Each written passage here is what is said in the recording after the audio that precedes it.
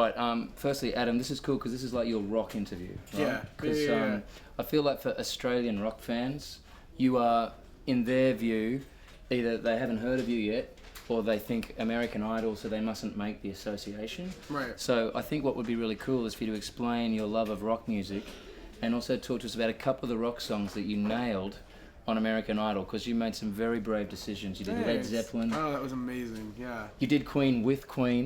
Yeah. So I want you to talk. Kiss with Kiss. It was wild. Yeah. So surreal. So tell us about what rock music means to you, man, and the decision to do some of those songs in front of, say, 35 million viewers. Yeah. And maybe even the nerves of performing such iconic rock songs. Yeah. I think for me, what was really important was to figure out what my voice was best suited for. In cover music. And for me, a lot of like the classic rock stuff is all about singing hard and loud and high. You know, people like Robert Plant from Led Zeppelin, Freddie Mercury from Queen. You know, these are singers that really took it there. And Steven Tyler from Aerosmith, you know, people like that. And I figured that's kind of my vibe for the show, especially because no one else was really doing the rock thing. No. None of the guys. So I figured that was my niche, and I was going to start doing classics. Well, it's fair to say, it went all right, man. Because, it went all right, yeah.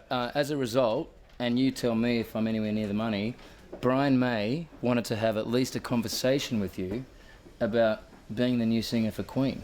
Well, you know, it's funny is that was kind of a game of telephone perpetuated by the media. Brian May wanted to have a conversation about possible future collaborations, not necessarily like making me the front man of Queen. Well, they just lost their dude, so it was kind of... So I think people put two and two together. Yeah. But he was really cool. It was awesome to share the stage with him. He's a really nice guy. Did you have a conversation with him? No, we didn't. You're busy, huh? A little bit. And then Kiss, after Kiss played with you, they've then asked you to tour, and I don't think you had the time to do... They did? I believe they asked you to tour. Kiss? No. Huh? Widely reported on the internet, and I believe everything I read on the internet. As you should. Yeah. Every single thing. Yes, yeah. I believe everything I read, Wikipedia too. is an excellent source. It is, yeah, it's verifiable. Found. Yeah. Good. All right, and then on the album, which I have here, Adam Lambert, in all good stores right now, some of the collaborations are awesome, and from our point of view, you've got Matt from Muse. Yeah. You've got Green Day's producer Rob Cavallo, who's worked with My Chem and Paramore. Yeah. And so there's some... Justin Hawkins from The Darkness. The first track, which is insane. Yeah. So, Matt Bellamy, for a start, how does Muse end up in one of the world's biggest rock bands giving you a song? I was beside myself when I heard that they had a song, and I you know, I've been a huge Muse fan. On Idol, actually, the version of Feeling Good that I did was their arrangement. And on the summer tour that we all did, I sang Starlight every night. So I've always been a huge fan of their music, and to get... I mean, I think that Muse is probably poised to be legendary. I think that they're my favorite rock band on the scene right now, for sure. Yeah. Well, yeah, and I worked at a London radio station in 1999. Yeah. And we had their EP. We were playing their EP. Exactly, yeah. And we thought, you know, this is something special. They were like a Radiohead. At the time, everyone thought it was Radiohead ripoff, but then they found their own voice, and now... Yeah. And they definitely have their own sound. They've carved it out. All those arpeggios and his voice, Matt Bellamy's voice is like just beautiful. Yeah, one of the best singers in the biz. I'm glad we got to talk about that. And now we're going to move from credible music to a not very credible online feature. Yeah. It's a little something we call First Time, and welcome to First Time. Well, thank you. It's good to be here. First album you ever bought? First album I ever bought was Paula Abdul. Wow. Shut Up and Dance remixes. It was the remix like EP. It was a cassette. That wasn't the duet you did with the cat, was it? That wasn't on that one? I think that was on there, Wow. remixed. Yeah. Opposites Attract. How about that? Yeah, I think I was 9. Wow. And did she know at the time when she was judging you on Idol that her record was the first record you ever bought? I told her, and it was also the first tour I ever went to. Yeah. Wow. Yeah. So that was the first gig. So there's two answers in one question there. First gig was also Paula Abdul. Yeah. So it was a pretty full circle moment when I got up there, and I was like, what? It's crazy. What about your first car? My first car was a Volvo station wagon. Well, that's really nerdy, man. Yeah, it was super nerdy. I was really embarrassed to drive it to school. And how long did you have to drive it for? Until I crashed it. Good. And wrecked it. But they're known for their safety. So clearly... I was okay, but the car was not. Right. The front end, it looked like just like it got squished. And what would you drive now? So from the Volvo, a few years have gone on. You're probably doing okay financially. What do you... You know, I got a free car because of Idol. Oh yeah, a Ford. Yeah, a Ford. And between you and I, they gave me a Focus on camera. but I got a Mustang out of the deal. Yeah, A black that's- Mustang convertible. that's nice. Yeah, 2010. It's pretty cool. I reckon it has some serious like cup holders in it. Yeah, and it's a V8 and it's snarly and makes a lot of noise and it's a cool car. Oh, that could be an exclusive. And Ford, if you're watching, look, he still loves the Focus. It's a wonderful car. Environmentally friendly. Oh, as opposed to Right. the Mustang, which But the Mustang just suits me better. Goes Good. with my style. very, very, very cool. And first kiss. First kiss was with this girl named BJ, Oh. and I was 14. So it was just a kiss. Or? Yeah, even though her name was BJ.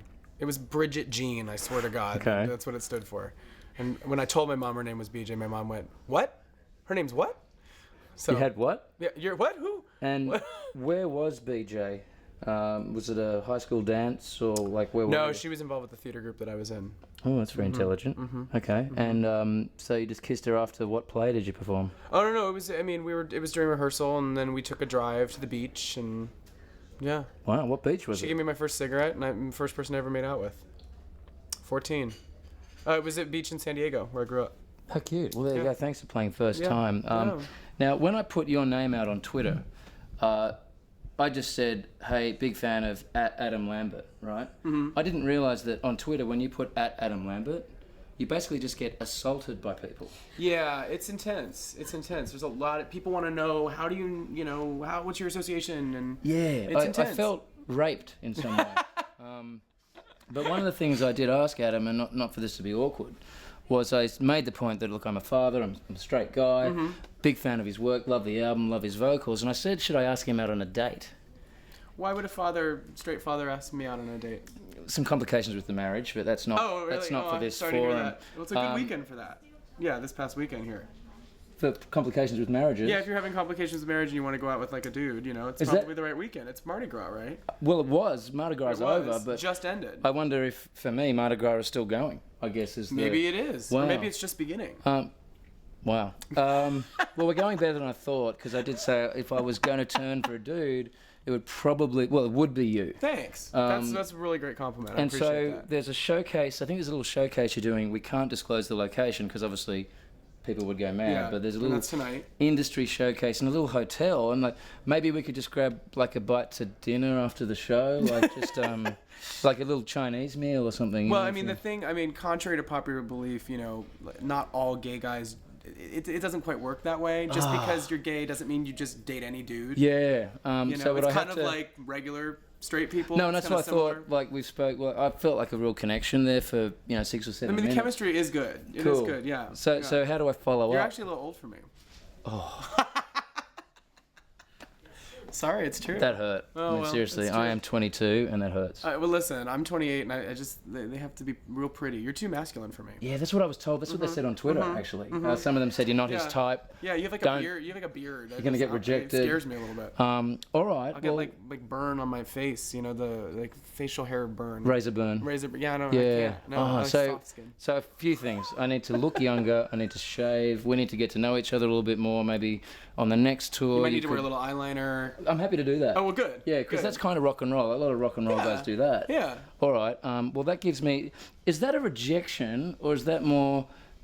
Maybe down the track there might be an opportunity for Yeah, us. it's more like constructive criticism. Thank Think you. of me as a judge on American Idol. Thank you. Yeah, yeah. And that's how I can work on my game. Yes. So it's not a no. It's not a yes. It was a little pitchy for me, dog. Great, thanks, Yeah, man. yeah. All right, well, very cool to talk to you now. I'm going to quickly go back to music because I'm blushing right now. I'll be honest Aw. with you. It was that picture that did it, by the way. That was for me. That closed the deal. Where do you find those? Some designer made it. We did the album shoot and the stylist brought it. It was Do you have just like cool. do you have a spare pair? Because I would love. I don't know. No. Can I just? I had to give it back. If I was to go to the grocery store just with wearing those, just as an everyday thing. Yeah, it's great for picking up like lemons, limes. It doesn't fall through. It's like Cool. It's like a basket. Is there a Yeah. bottle opener? Is that a bottle opener It there? could you be. can, Yeah, it's a utility. What would it's you a call that? utility hand ring jewelry situation. Is that a? It's like a Swiss Army knife wrapped around your hand. That You is can do a lot useful. with You it. can Yeah. market that. You could open cans probably. That is handy, isn't it? And like I said, these chains, it's kind of like a net. You can hold more. Well, you know. could like weigh the vegetables in there on a sort of per kilo. Exactly. You know. And it's almost like having webbed feet. It's great for swimming. You know, any sort of like wading through anything. It gives a little more, surface area. Yeah. Well, if any investors are watching, this is a business opportunity. It is. It is. The Adam Lambert. It could be the next Snuggie. It's the next Snuggie. We haven't even, in fact, don't name it. We've got to trademark that. Okay. Very exciting, man. Looking forward to seeing the little showcase. Yeah. And then now the tracks that I reckon the rockers are going to love. Yeah, I mean, it's an eclectic. We like all styles of music, but the rockers are going to love what songs. They need to get onto iTunes now. That's the thing is that, like, there's certain songs that are definitely more rock. Aftermath is a total rock song. Yeah. Time for Miracles is a total rock song. Sleepwalker has like kind of a blend in it. There's a lot of guitar. Surefire Winners is another that kind of like blends like kind of an urban beat with a lot of electric guitar. Cool. A lot of rock sounds. Strut has like a great rock riff in it. What Do You Want From Me has a great riff in it. Music Again. That's awesome. With Music Again's definitely a Justin's rocker. little vocal stylings in there too. Yeah, totally. Definitely darkness flavored. And that's the thing is like a lot of them have a lot of rock in them, but then we also put a lot of like electric production behind it. Which is cool. I mean, I think this is, Triple M is celebrating its 30th anniversary, and I think we all need to move on with what we feel rock. How would you define rock and roll? Well, my thing is I think it's all about the spirit of rock and roll, which isn't necessarily about the production sound. It's about the attitude. Yeah. It's about the approach. And I think that that's something that was really important to me, is to just be who I am, over the top or not, just do my thing, be comfortable in my own skin, and not make any apologies, which to me is rock and roll. And a quick one before we go, because I am also here in my unusual capacity as a correspondent for Ugly Phil and his night show. There's a guy called Ugly Phil. He's, is he ugly? He's really unattractive, actually. Yeah. Although he is clean shaven. Oh, well, maybe. He wears a bit of in that makeup, case, but really old. Like, he doesn't tell his audience, but he's probably in his mid-40s. Yeah, it's too old. His audience think he's in his late 20s, but he's actually in his mid-40s. It's too old for me. The question I have, Phil loved the way that you went about the scandalous performance in the US, where there was a lot of comeback on the performance, where there was some guy kissing and some girl kissing, and what he loved. And now here's a guy who is very... I was stunned when he said he wanted my interview on his show, because he's a real pure rock guy. He hates American Idol, hates manufactured pop music, but he was genuinely excited that I was talking to you. Right on, cool. And so he wanted me to chat to you for his show.